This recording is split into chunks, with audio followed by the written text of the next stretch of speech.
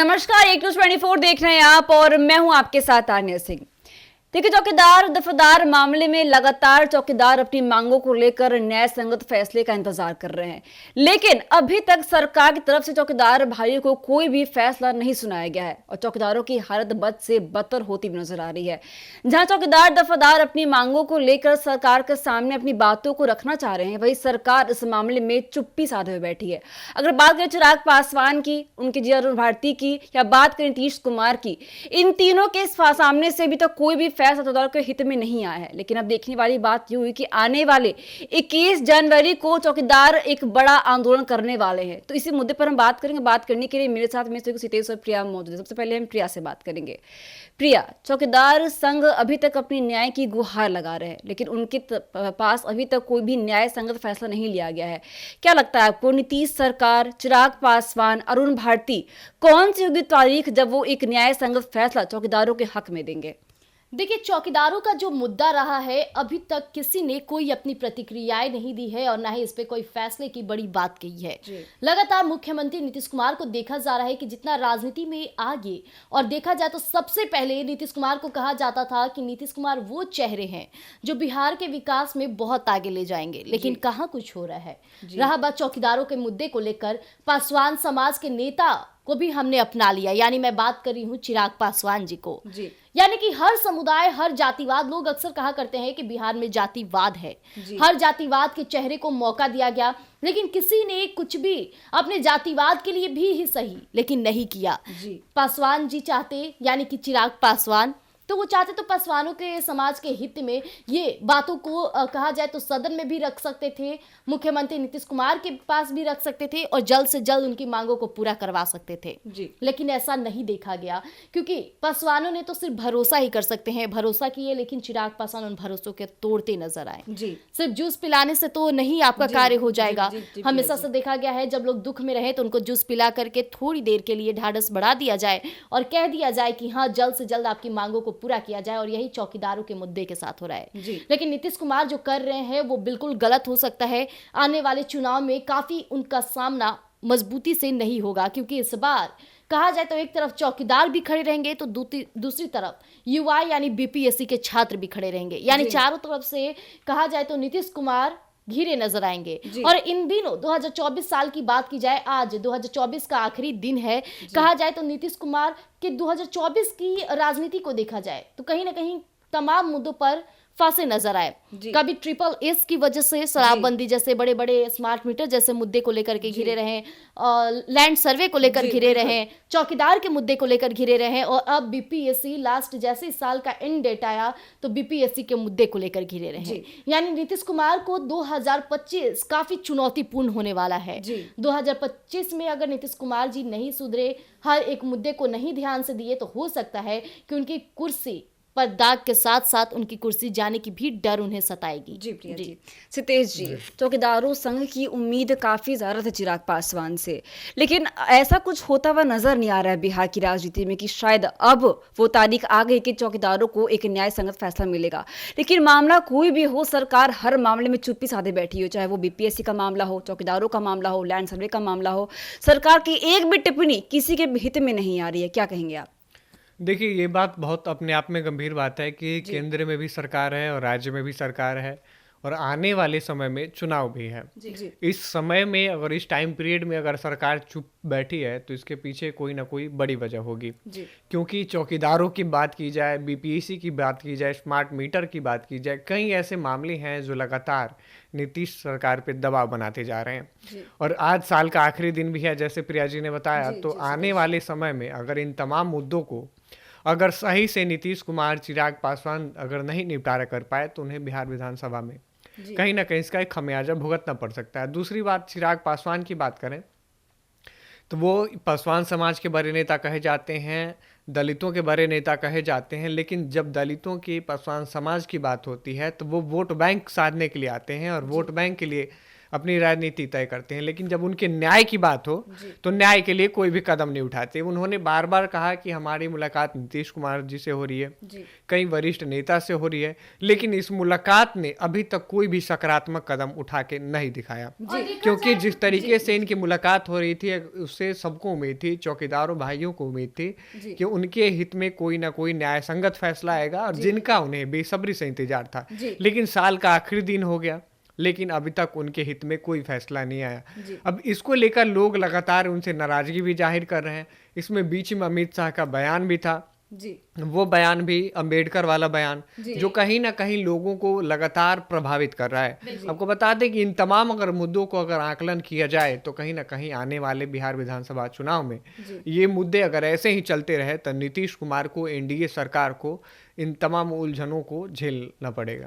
और देखा जाए तो 2024 का ये समय काफी महत्वपूर्ण रहा है नीतीश कुमार के लिए भी। कई कार्य धरातल पर हुए हैं। अगर चाहते नीतीश कुमार तो 2024 में ही माफ कीजिएगा, चीजों को सुधार सकते थे, और आने वाले नए समय में जो अपनी सोच को रखते हैं कि बिहार को आगे रखना है, बिहार को विकसित करना है, उन कार्यों को कार्य करते तो ज्यादा बेटर रहता। लेकिन अभी नीतीश कुमार 2024 भी गवा बैठे, तो 2025 का इंतजार वो कैसे कर सकते हैं कि उसमें पॉजिटिव चीजें सामने आएगी।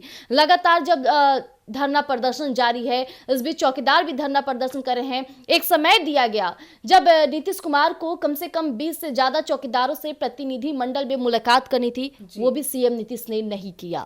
इस पर भी कई सवाल उठे। लेकिन 21 जनवरी का जो समय है, ये सरकार के लिए पॉजिटिव बात नहीं है कि 21 जनवरी को चौकीदार लोग लाखों तादादों में आएंगे, क्योंकि वो पॉजिटिव कार्य करने नहीं आ रहे हैं। चौकीदार लोग अपने मुद्दे के लिए फिर से मांग उठाएंगे, और इस बार आक्रोश भी दिखेगा। जिस तरह से बीपीएससी का मामला हुआ, पेपर लीक हुए, पहले दिन तो गए छात्र शांतिपूर्ण गए, लोगों से बातचीत किए, चाहते थे कि सरकार हमारी मांगों को सुने, बैठाए, हमसे पूछे और हमारी बातों को समझे, लेकिन सरकार ने ऐसा नहीं किया। जो कल 2 दिन पहले की रात की बात की जाए तो इसी गांधी मैदान के पास जो माहौल रहा वो किसी से छिपा नहीं है। पूरे सोशल मीडिया, राज्य और विदेशों तक ये वीडियोस काफी तेजी से वायरल हुए। हर किसी से पूछो तो जुबान पे यही है कि जी हाँ, पटना तो काफी फेमस है, यहाँ तो छात्रों पर लाठीचार्ज होती है। जी प्रिया जी, एक सवाल मेरा आपसे ये होगा कि जो चिराग पासवान लगातार कहते नजर आ रहे थे कि हम चौकीदार संघ के साथ है, उनके न्याय के लड़ाई के लिए उनके साथ खड़े रहेंगे, लेकिन जो चिराग पासवान लगातार इन बातों को कहते नजर आ रहे थे, वही चिराग पासवान काफी ज्यादा निसक्रिय हो गए हैं। लेकिन उनके जीजा अरुण भारती ने भी ये दावा किया है कि हम चौकीदार संघ के साथ खड़े रहेंगे, लेकिन ऐसा कुछ मामला बिहार की राजनीति में होता हुआ नजर तो नहीं आ रहा है। प्रिया, देखिए, कहने की बात है, हर कोई कहता है कि हम आपके साथ खड़े हैं, साथ खड़े हैं, तो रिजल्ट भी देखना चाहिए, लेकिन रिजल्ट तो नहीं दिख रहा है। लेकिन जिस तरह से चिराग पासवान की बातें हैं, इन दिनों आप गौर की होंगी कि चिराग पासवान की बातें और उनका चेहरा उतना ज्यादा चमकता नहीं है जितना पहले की बातें और पहले की उनकी एक एक कदम पर हर किसी की निगरानी रहती थी। लेकिन अभी चिराग पासवान भी जिस तरह से चुप्पी साथ बैठे, तो लोगों ने भी उन्हें अपना नेता कहने से चुप्पी साथ बैठे हैं। और जब भी जनता के बीच जाते हैं तो वो ये नहीं कहते हैं कि चिराग पासवान हमारे हित में कार्य करेंगे। अब लोगों की तरफ से आता है कि पहले नीतीश कुमार करे, क्योंकि नीतीश कुमार इन दिनों चर्चे में है। नीतीश कुमार लगातार जो गलत चीजें कर रहे हैं, लोगों की बातें नहीं समझ रहे हैं, चौकीदारों के मुद्दे को हल नहीं कर रहे हैं, इस पर नीतीश सरकार घिरते नजर आ रही है। लेकिन चिराग पासवान इनएक्टिव नजर आ रहे हैं, जो कहीं ना कहीं हो सकता है कि उनको भी भारी पड़ सकता है आने वाला चुनाव। देखिए, चिराग पासवान बिहार फर्स्ट, बिहारी फर्स्ट की बात करते हैं, लेकिन जब उनके समाज ही फर्स्ट नहीं है तो पूरा बिहार कैसे फर्स्ट होगा। अपने समाज को जब न्याय नहीं दिला पा रहे हैं तो कहीं ना कहीं इसे राजनीति से जोड़ा जा सकता है। कहीं ना कहीं नीतीश कुमार के ही अधीन है, नीतीश कुमार के अधीन है। नीतीश कुमार जितना कहते हैं उतना ये भी करते हैं, क्योंकि अगर नहीं करते तो अब तक फैसला हो जाता।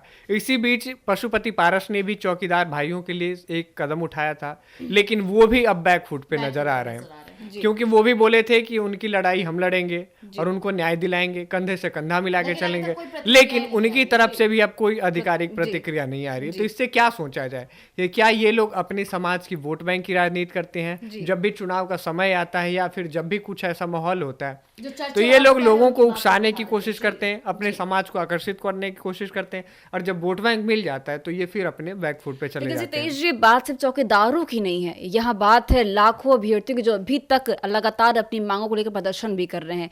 ये जो पूरा मामला है, ये बिहार की एजुकेशन सिस्टम पर भी काफी बड़ा सवाल खड़ा करता है, जिस इससे लग रहा है कि आप छात्रों में काफी ज्यादा मनोबल गिरता हुआ नजर आ रहा है और खासकर चौकीदारों का भी मनोबल काफी गिरता हुआ नजर आ रहा है। क्या कहेंगे? देखिए, छात्रों का मनोबल गिरने वाला नहीं है जी, क्योंकि जो छात्र इतनी कड़ाके की ठंड में लाठियां झेल लिए, वाटर कैनन झेल लिए और लगातार धरने पे बैठे हैं, उससे छात्रों का मनोबल नहीं गिरने वाला है। आने वाले समय में सरकार को, आयोग को एक न्याय संगत फैसला लेने वाला होगा, क्योंकि आपको बता दें कि जब सरकार भी और आयोग भी इस बात को मान रही है कि कहीं ना कहीं पेपर लीक हुआ है, तभी एक सेंटर को वो कैंसिल कर रही है, तो ये राइट टू इक्वालिटी के अधीन है। जी, ठीक है। अगर सबको एक समान अधिकार देने की बात कहती हैं, तो अगर मान लीजिए पुनः एग्जाम कराया जाए, अगर इन बच्चों के साथ प्रश्न पत्र में, अगर परीक्षा में जो प्रश्न पत्र आता है उसमें प्रश्न अगर मान लीजिए कोई भारी हो गया, कोई इजी हो गया, अगर इस तरीके से आता है तो पूरे क्या देंगे जी? तो परिणाम स्वरूप क्या देंगे? दूसरी चीज, पूरे जितने भी बच्चे हैं उनके साथ कैसे आप एक संगत फैसला कर सकेंगे? तो ये कहीं बहुत बड़ी बात कह दी कि जिस तरह से जो छात्र इतनी कड़ाके की ठंड में वाटर कैनल को बर्दाश्त कर सकते हैं, वो कुछ भी कर सकते हैं। और यहाँ तक कि एक छात्र का जो वीडियो आया वो काफी चौंकाने वाला रहा, लोग काफी उस वीडियो को पसंद करे, जिसमें छात्र पर पानी बरसाई जा रही है और वो वाटर कैनल को सलामी देते नजर आ रहा है। यानी ये छात्रों की राजनीति है, छात्रों की आवाज है, जो कि सरकार भी इतना सह नहीं पाएगी। और यही कारण हुआ कि छात्र की आवाज नहीं है, वो पूरे बिहार की आवाज है, जो बेरोजगार बैठे हैं, जो लगातार लेकर बैठे हैं उम्मीद कि बिहार सरकार उनके लिए रोजगार लेकर आएगी, लेकिन रोजगार भी लेकर आती है तो रोजगार को आधे रास्ते में रोक दिया जाता है। कहने का मतलब परीक्षाएं तो होती हैं लेकिन प्रश्न पत्र लीक हो जाता है, एग्जाम तो होता है लेकिन उसके रिजल्ट नहीं आते हैं। तो ये है बिहार सरकार। जी, तो जैसा कि आपने सुना कि चौकीदार मामले ने इतना तूल पकड़ लिया है कि चौकीदारों का गुस्सा सरकार पर काफी ज्यादा देखने को मिल रहा है। लेकिन सबसे बड़ी बात ये जाती है कि जहां चिराग पासवान चौकीदार संघ को लेकर काफी एक्टिव नजर आ रहे थे, पूरी तरह से निष्क्रिय हो गए हैं। और चौकीदारों का सवाल सरकार से है, क्योंकि सरकार अब तक इस मामले में कोई भी न्याय संगत फैसला नहीं कर पाई है। लेकिन अब देखने वाली बात ये होगी कि 21 जनवरी को चौकीदारों का महा आंदोलन होने वाला है। अब इस महा आंदोलन के बाद क्या सरकार कोई न्याय संगत फैसला लेती है या नहीं, ये देखने वाली बात होगी। तब तक के लिए बने रहिए हमारे साथ। एक न्यूज़ 24। धन्यवाद।